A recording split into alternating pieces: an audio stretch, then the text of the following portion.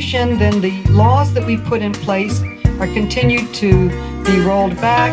They don't fund them, so they're not enforced. And it's just a continuing battle just to hold on to the fights that we've held before. Woman, I want to thank you very much for supporting 50,000 sick and dying first responders. I know you and Dennis Kucinich are one of the only congressmen and women to actually support our heroes. The problem is that the government, the EPA, has told them that the air was safe and it never was. And now they cut $130 million from them, and they're suing them, trying to say they're liars and they're not sick from 9/11. I know a lot of people are personally out in the street and their teeth are, falling out, and somewhere in Mount Sinai Hospital. I was wondering if you can take this to a, next level and hold those accountable, such as Chrissy Todd Whitman, Giuliani, and those that had orders from the administrative branch to lie about the air quality, in order to have a fully functional country, because it's really hard to think that this country could function when our heroes are dying and our government is cutting money from them, suing them, saying they're liars, while using their name for a political cause. That's my question. There are many suits where people are suing various people over this travesty. Where I've put my attention is in helping the men and women who risk their lives to rush into burning buildings to save the lives of others. We know that on 9/11, we lost 3,000 people. But since then, thousands and thousands more have lost their health. And it is scandalous how this country has treated them. The city has turned down claim after claim after claim, claiming that they did not get sick at 9/11. One of them was Detective Zadroga, and I have introduced a bill and named it after Detective Zadroga. He worked at the pile. He worked from 9/11 on for months and months. The pictures of him before 9/11, he was healthy, he was strong.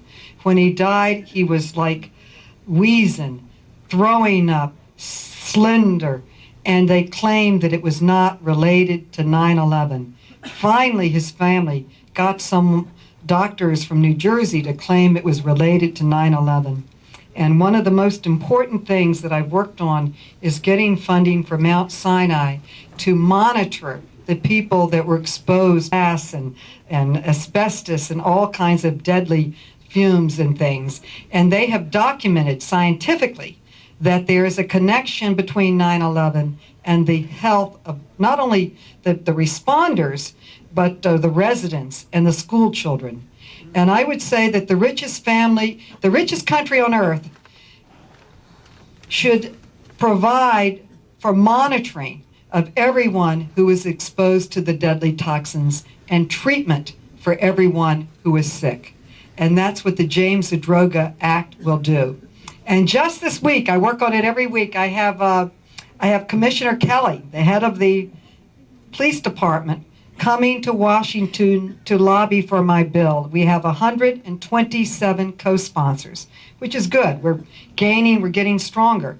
And he is meeting with the conservative wing of the Democratic Party, the so-called Blue Dogs, with police officers, pleading with them to join our coalition, to give us the votes so that we can pass the bill to provide health care and monitoring for these men and women. This is an absolute scandal that we could have men and women rush into work on the burning piles, and it burned for months, and not only in Fresh Kills, but down at the site.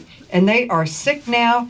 Every now and then, it's been 7 years since 9/11, and I think maybe I've gotten over it. And we'll have another hearing, and they come in and they show their wounds, their lungs, the problems, gasping for air, and we are not taking care of them. There is not only a social justice role in this, but there's also, I think, a public justice role. Who is going to rush on a burning pile, God forbid that we have another attack, when they find out how we treated these men and women? And what I find such a big disconnect on is all the presidential candidates are talking about expanding affordable and available health care. Well, we can start right now with this one heroic segment of our population that desperately needs our help.